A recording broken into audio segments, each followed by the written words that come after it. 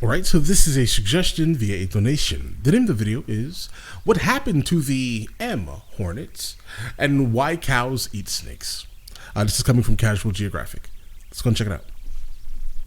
Do you ever wonder what happened to those murder hornets? 2020 was like a terrible final season. At one point there was a giant murder hornet storyline that everyone just forgot about. These were highly venomous Asian giant hornets which erase about 30 to 50 names in Japan a year. In 2013 alone, they turned 42 people in the past tense in one Chinese province. Did they ever and get to America, they illegally guys? entered the United States with the first sightings happening in Blaine, Washington towards the end of 2019. Which is kind of a problem because one hornet nearly unsubscribed Cody Peterson from life, so imagine getting jumped by an entire nest. Not only that, but these murder hornets will slaughter entire beehives. So what happened? Well, the Department of Agriculture made it clear that we couldn't give them a chance to establish in America. Basically, the government said it was on site. Hornet nests that were found were quickly put out of commission for the sake of our way of life. One nest had allegedly 200 queen hornets before they were all put in a pack. So yeah, we went to war against hornets, but the thing is, it might not be over. On June 4th, a dead dried hornet was found near Washington State. Now, scientists believe it was an old hornet from last year. But these hornets typically emerge from hibernation in July, and all the homicidal hood flies that we didn't kill off could be returning for a season 2. But two things. Guys, I remember this story, for the most part, right? How these hornets just had the ability to just delete us. And it happened right after the 19, let's say, right? It happened right after that out of nowhere, we got hit with like another absolute scare. So either this was extremely terrible for us, right? Or the people that made a whole lot of money off of ad revenue from the 19 saw their money going down and hit us with another thing, maybe, right? I wonder. Could be. And guys, keep in mind, I'm not saying that the 19 whatever didn't exist. I had a lot of people on my street when I was in Spain specifically that lost their lives. I'm not one of those guys, right? But all right, let's get it. Also caught it a couple of times. One, this murder hornet is actually rarely ever lethal to people, and two, wildlife experts believe it would be impossible for them to become a permanent resident invasive species in America. Basically, Asian hornets are like TikTok trends of performative activism. A big deal in the moment, but they're overblown and they don't last that long. That being said, they typically reemerge from hibernation in July, so if they are planning to run it back, it's going to be tough for the Cancers. This episode of Australia is a simulation. This cow was caught eating something suspicious. When the worker took a closer look, he realized the cow was slurping a whole ass snake like it was a strand of mom's spaghetti. This wasn't some F-tier garden snake. It was a sand python that got turned into a cow's chew toy. Now, to be fair, cows have always been off. Technically, they're herbivores, but cows have been known to chew on the carcasses of other dead animals. In Australia, that often means dead kangaroos. They'll sometimes even suck on the bones of other cows, but the snake, that was new. Farmers believe they do this because low levels of phosphorus in the soil means less phosphorus for the cows. Not enough phosphorus can cause weaker bones, and for cows, it can lead to botulism, which is bad. Phosphorus deficiency can also lead to osteophagia, where an animal like a cow chews or eats the bone of another dead animal. And you thought they were innocent. Nah, they ain't safe either. This cow is low on vitamin P, but instead of taking a supplement... Okay, so it's basically their brain telling them they need something. All right, and then them going out to seek it. Instead. That sentence makes no sense anywhere else in the world but Australia. Moral of this video, Australia has no food chain. It's a f***ing free-for-all. We finally have to talk about it. Koalas are just dumb.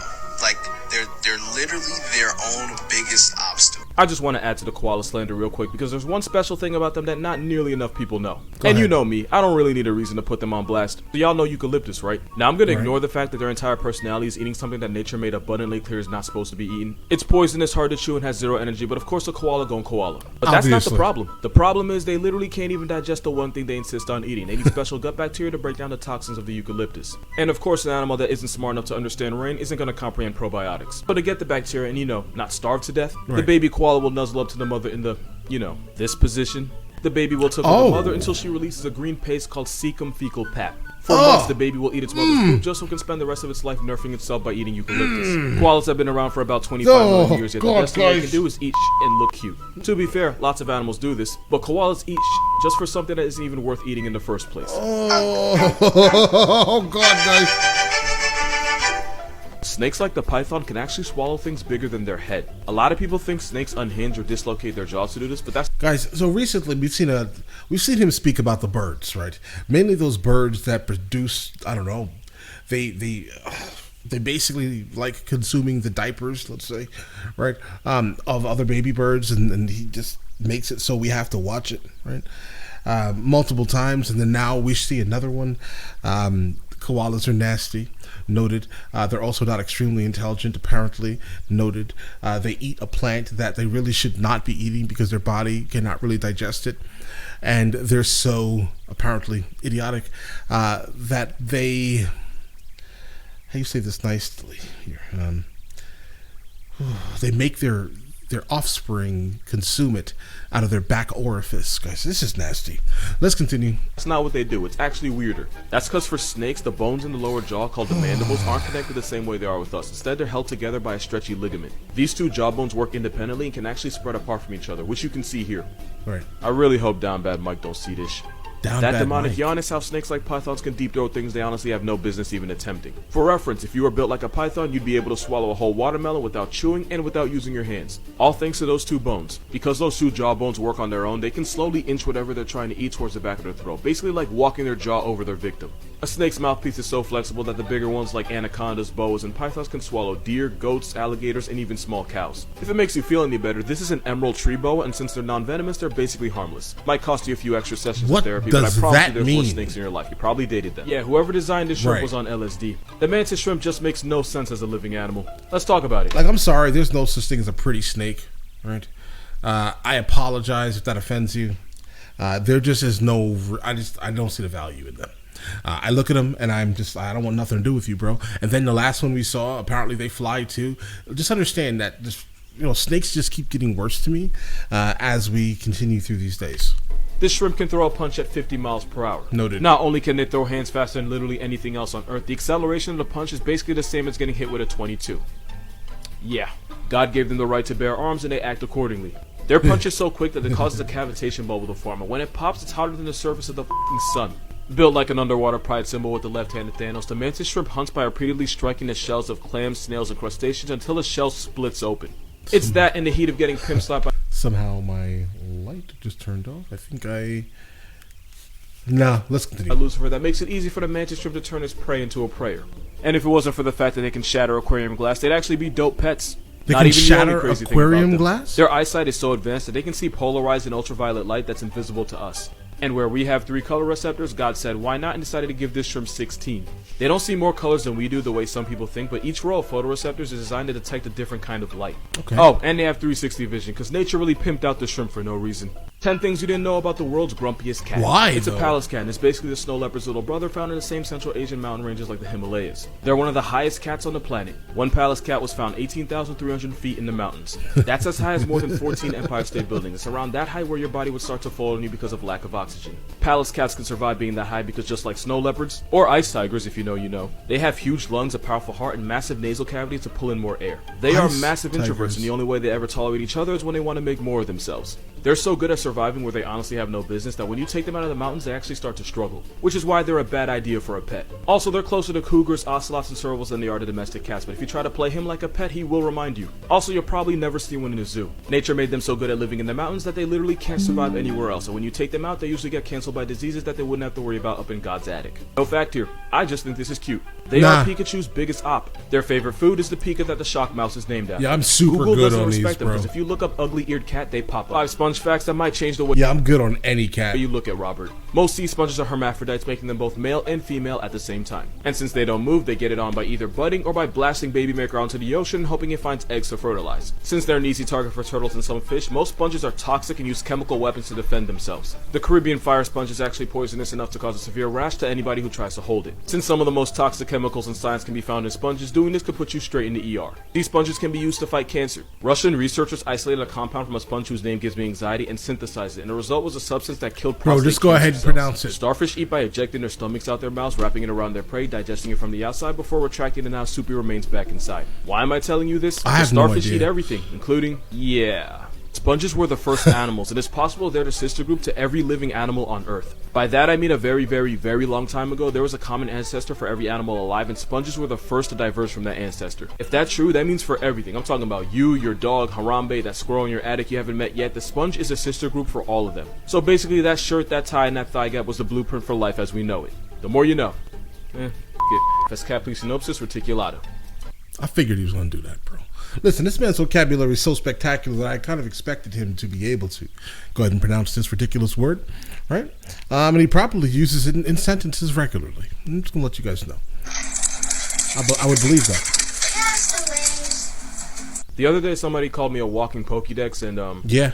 They're not wrong. That's Absolutely. A European badger. There's about 5 types of badgers, and this little crackhead isn't one of them, because honey badgers aren't true badgers. That family right there has a European badger, the Asian badger, and a Japanese badger. But American badgers are all the way down there. And that's because American badgers aren't even closely related to other badgers. Because when America was fighting for independence, apparently the badger was right there in them trenches. Nah, but for real, even though they're both badgers, they're not even closely related. These guys just look like they have their life together. He works a 9 to 5, picks like up his the kids same from soccer thing, practice, and invites his neighbor just with over for different scones and colors. tea every Tuesday. This dude is a corner store methie that swings broken beer bottles at anyone that makes eye contact. But they're pretty similar. American badgers will work with coyotes to hunt, and the Europeans will squat up with foxes. They're both carnivores, but they'll eat anything that fits in their mouth. And both give 0 Because where Americans will square up with bobcats, cougars, and sometimes grizzlies, Europeans will step to wolves, lynxes, and sometimes brown bears. They also stat pad with one badger murking an entire chicken coop. Sometimes European badgers will break into beehives and eat honeycombs while actively being stung by hundreds of bees. And I was not kidding about American badgers stepping to grizzly bears. They usually get clapped, but it doesn't win though. And I respect Okay, that. Moral of this video, badgers are wolverines with short person syndrome, and I f***ing love them for it. 3 animals that are way stronger than society taught you. First we have swans, because these pond pigeons are what geese think they are. Because where geese are all talk, swans can actually do damage. Not only can they allegedly break your arms with their wings, one took a man's life by drowning him. They've also murked dogs by beating them to death with those wings. You could try to humble a swan by grabbing its neck, but you're still risking your entire way of life if this hell Tweety goes for your eyes. The biggest swan is the mute swan, which can weigh over 30 pounds. They're everything geese are on steroids. This is Patrick the Wombat. And they're strong? Wombats are keg barrels with legs. Wombat booties are reinforced with cartilage and fat, so if this furry bowling ball rear ends you, it could actually break your leg. They're so sturdy that they can put your car out of commission and sometimes even launch you off the road. Cause hitting a wombat's like hitting a curb with the face. Not to mention they defend themselves by running to their burrow and then using their backside to crush the skull of a predator against the roof of their burrow. And last we have donkeys. Eeyore ain't a bitch, he really bout that. Donkeys will not only delete a coyote, but they've been known to play with their corpse like a rag doll. If you're a rancher, you're better off trading your shotgun for a donkey, cause you don't have to load a donkey. Cause they're black Air Force horses. There's a reason this homicidal barcode is more badass than horse. 7 deadly sins, but because I am the way I am, represented as animals. Envy's I don't doubt the donkey thing, guys. definitely the common house sparrow. But the swan, I'm a little suspicious of, guys.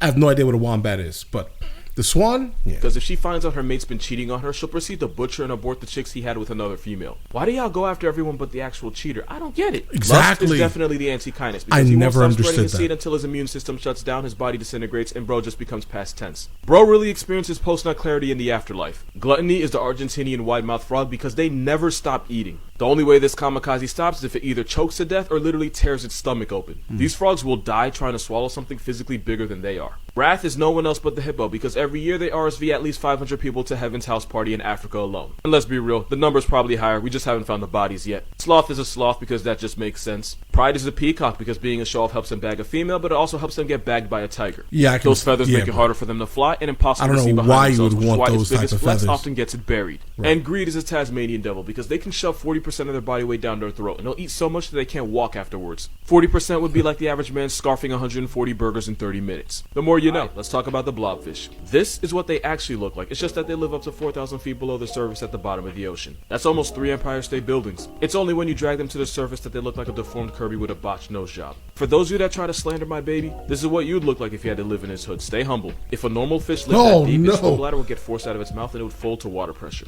But the blobby has no swim bladder, no bones, and basically zero muscle, which is why they can handle more pressure than a college student with immigrant parents. I would know. Basically, by being built like gelatin, the blobfish uses water pressure as its structural support, which goes away if you bring them up to the surface. The blobfish only has one natural that's predator. why they look like Unfortunately, that. it's one of the Makes most sense. dangerous things alive. Makes sense. It makes complete sense now. That's right, we are the biggest threat to a blobby's way of life since they can get caught in trawling nets and die. Now, we don't know a whole lot about them since they live in Satan's basement, but some scientists believe there's less than 500 of them left in the world. Either that or they're elite at hiding and we're just bad at seeking. Anyway, they can handle 120 times more pressure than we gotta deal with, so y'all gonna stop slandering my blobfish. Yeah, they're probably... yeah, they're probably just really deep. That's what's going on here, guys. Slander him, though. Do you ever wonder that what one happened to those is murder disgusting. hornets? That last fish. Yeah, I don't like looking at it, bro. But I think we saw someone else with another video with another woman. Her name was like Lindsay or something, and she said, "Don't slander that fish. It's just the angle that people are photographing it at that makes it look like that, right?" But no complaints here, guys. Listen, we're continuing down this train. This M Hornet, let's go ahead and call it, guys. I'm definitely glad that this did not like take off, but I want to know how actually serious it was for the United States of America versus how much money they made off talking about it. All right, that's it. But listen, you guys all have an absolutely amazing day, and enjoy your day thoroughly.